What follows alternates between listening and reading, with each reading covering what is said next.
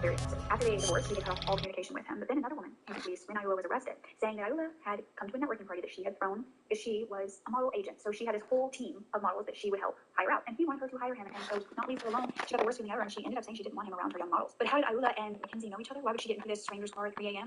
Well, the tip that this officer turned PI had given to police was that he had met up with Mackenzie. PI had met up with Mackenzie a few weeks prior to her disappearance with a friend of his. So PI Rob Joseph described her as a bright and bubbly girl, but she began to confide in him that she was actually on a dating site. And this was not just a beautiful dating site, it was for sugar babies and sugar daddies, secret arrangements. This was designed for wealthy older men to date younger women and monetarily support them in many different ways. And Mackenzie was very open about this. She would give advice on how to find sugar daddies. He actually was at 2 at the time. Now, this was the first possible lead since they had cleared the Lyft driver. So they began to look into the financial records to see if those would lead them to a certain sugar daddy or a website that could lead them to answers. And they found that there were actually payments from the sugar daddy from the website for plane tickets. So she wasn't buying the plane tickets to California, the sugar daddies were. And then there was also a another deposit from another sugar daddy. So these were things that were found. However, no one is specific for that night or that early morning or since. Now, this one investigators had Mackenzie's phone records, which showed that just after allegedly being dropped off at the park and getting into this other vehicle, her phone was turned off. Within these records, though, there were texts found from that early morning, not just between Mackenzie and her mother, but also between Mackenzie and a man from the dating site. Several messages were exchanged before she even got on the flight, and then once she arrived back, the last text sent this man was at 2:58, just before she was dropped off. These were tracked to Ayula's phone. And it was found that not only was he the last person in contact with Mackenzie via text message, but both of their phones had pinged at the park for another. With this, the search warrant was granted for his home, and the phone was obviously also attached to that fair park. And that is when pictures of Mackenzie were found home. But once he was questioned by police that first time, he was saying he didn't really know Mackenzie. He later went to the police department and said he did actually. He was seeking arrangements, but that she blew him off and got her to met up with her. However, the charred tissue in his backyard came back as a match. Is with Betty Hart, that I address you today. After an exhaustive investigation, we are filing charges for the homicide of Mackenzie Wood. Investigations were conducted on Mackenzie's phone records, social media, and other communications, which show that all communication ceased from Mackenzie and created. In an interview with him, he admitted having text conversations with him on June 16th at approximately 6 p.m. But after that time, a forensic text message of the primary was conducted, which resulted in the finding of several charred items that were consistent with personal items of Mackenzie Wood. Other charred material was located, which has now been rendered and been determined to be female communication. A DNA profile of that communication was obtained during forensic testing by the Utah State Lab. That DNA profile was compared and was consistent with the DNA profile obtained through further forensic testing of personal items of Mackenzie Wood. At 9:20 this morning, we were able to take the suspect into custody. The arrested person is currently on his way to be booked in Salt Lake County Jail. We will not be releasing any further information. There is still a considerable amount of investigative follow-up that needs to be conducted. Salt Lake Police Chief Mike Brown held a press conference on July 5th where he announced that her whole body had been found. This is at Logan Canyon, about an hour and 10 minutes away from Ayula's home. And at this time, they didn't really give any more information about the condition of the body, how it led to this location. Freeze.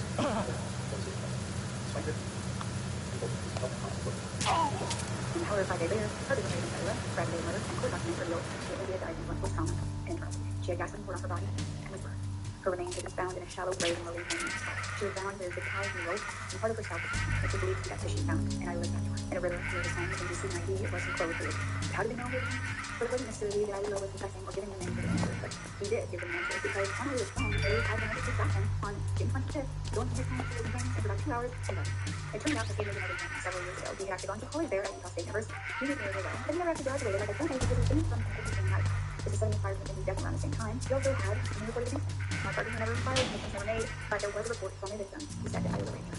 She did not want her started, but she did want the evidence there in case he did say that. Ayula had given their viewing on a July 15th and a clear video video feed. These would show very little emotion and feeling for every morning and anything else after that. But the team friend deemed it, and they just wanted to know why Mackenzie. They had so many times discussing about her death, so they could see why, what was the motive, was it planned? And there was so much evidence collected that the child had been pushed back, and there were escape parts that were found for the pilot Mackenzie, one called bedtime, and the other called prison. 7 months later, the body was already found. Ayula had 19 victims of the child and 4 sexually expected child victims. And then Ayula had 4 child a year prior to the murder. Ayula this is a completely different woman than the one who made the report. So the point that she was met Ayula on a dating site, went up to the house, had a dinner, and she ended up saying her and made a prison by $5. Out of fear, she didn't say this. So he was from the police. And I don't think that that speaks on a lack of trust in the system. I think it speaks to trauma with the lack of support that we have from law enforcement, lack of belief of women, and with people all feeling like it doesn't matter what they they cause people not to come forward. And so when this came out, I was lawyers and hands don't see it.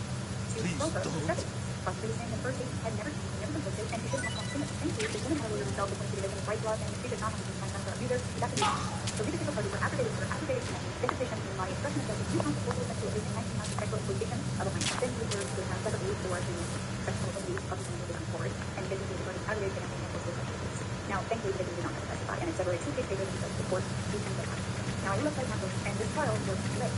And then in October 2020, I looked like guilty was not met. This is an abuse. You can see that he said that he did guilty of murder and that it's the body, and it changed. His charges of aggravated criminal obstruction of justice are the specific for minor accomplishments. However, in this plea deal, he pled guilty. It was also the plea guilty to forcible sexual abuse of the other victim, whose trial was delayed due to the giving justice to all along. Now, in order to take this plea deal, Ayula had to confess to what he had done in the because prior to this, he had not spoken. A year after the murder, Ayula admitted that he was great and decided to confess for the first time when she got back to the house. He confessed his side of the only murder where they even met up. The surveillance video also had to go back to his. He said he hired him to find for that and tended to send him all back to his daughter. He gave him for over on the side and he took the shoulder and put him on and burned him on the area.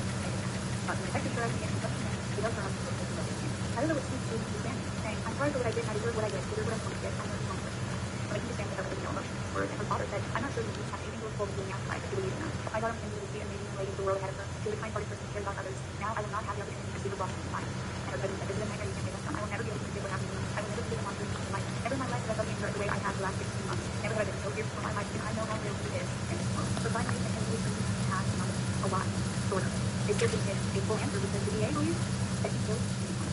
And now, the DA marked that as the only clue that the evidence suggested that Ayula simply wanted to know what it felt like to kill someone. Tragedy in the family to be murdered someone. Ayula lied without possibility of parole making his murder. He went after 5 years to remove his body, and then 1 to 5 years for the sexual exploitation of the innocent.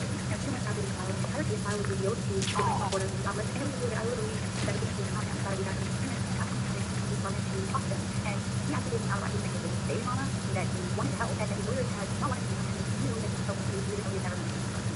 But I also revealed that Ayula was taking questions and really began to point out that he was actually not supposed to be there, and he was one, it's terrible. I just wanted to be over. We began to say we could get back to his baby mom. We were asking about her, and said, actually, don't know the last thing she did. He began to humiliating and to brought in, because he was in society, and then he asked about why he was the last time to have sex with Cindy, so the last time he wanted to have a conversation with her. And he said that he wasn't. He stopped messaging her after she stopped messaging him. He sent her a photo of what he looked like. He believed she no longer wanted to date him.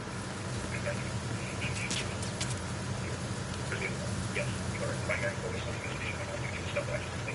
But I don't have anything to I 100% agree with yourself, focus on not you. Focus on you. My focus on her. Sure, this is just mentally it is.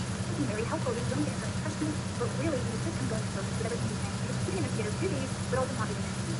Because he was the last one to do lots of these things. Not meanwhile, he's using everything out of home. He's kind of part of the interrogation. He's followed. The next what I just told you that phone records and location express you have to meet. Do you think honestly that you believe in that conversation with another member and location to the exact same thought? I was like, oh, I'm not doubting it. But I see that you're on your phone, I'll be asking myself. What you were asking me right now. I said, it's not an miraculous question. I was like, yeah, I agree with stuff that's fact. Then the detective said, I'm telling you to explain that. So far you have not. So I was like, how do I continue? I don't know. This is all based on our interrogation. It's just like now, Utah's Domestic Violence Coalition asked the public all throughout the state to stop the victim blaming, especially about her being on the supervised related website. Repair of the entranceway to the engine room on the port side is complete. We'll return to position following patrol of the small room on the port side. One thing that really caught my attention is that I really wanted to make this super real and know that the SD cards that were in begging at the living room cam, and it made me just wonder if that contractor would have been okay with making this room really be a big cost. Was his original plan to kill someone or hold it hostage? Either way, it's horrible. Either way, maybe didn't deserve any of that. So let me know your thoughts on that. But I think it's very unfortunate that dating like this is so stigmatized, that jobs like this are, because although it's not for everyone, there are people out there to do it, and they are often told that it's not right, and so they can see that they don't Snake, there's another set of infrared sensors in place. If you touch that, the explosives will detonate and that ship will be pulverized. I'm not in the mood to go sleep with the fishes, but there are too many sensors. Looks like I'll have to find another way. No need to worry. There's a way through. Take a close look. Do you see the thing with blinking green lights right next to the explosives? That's the control unit for the sensors. Destroy that, and the sensors stop functioning. You can't get in close enough to touch it, so you'll have to shoot it out.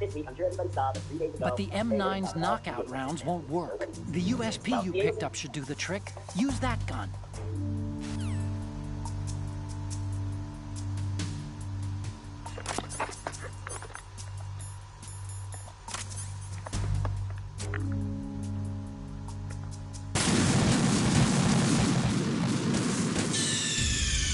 What's going on? Snake! Snake!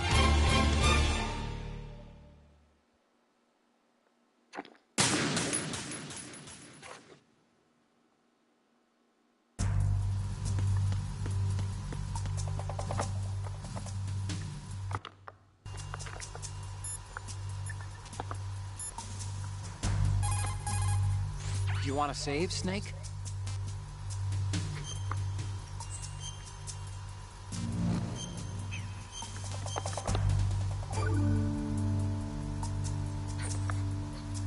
Another Chinese proverb.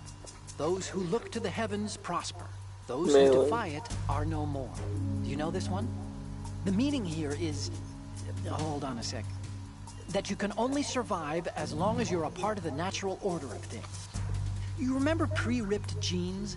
Manufacturers thought that just because people loved old, broken-in jeans, they would want to buy new jeans that looked old. So they purposefully... What do jeans have to do with nature and order? Denim should fray and rip on its own, naturally, right? Some designers tried to go against that, and no one bought them. The earnings report from that fiscal year is enough of a proof. Earnings?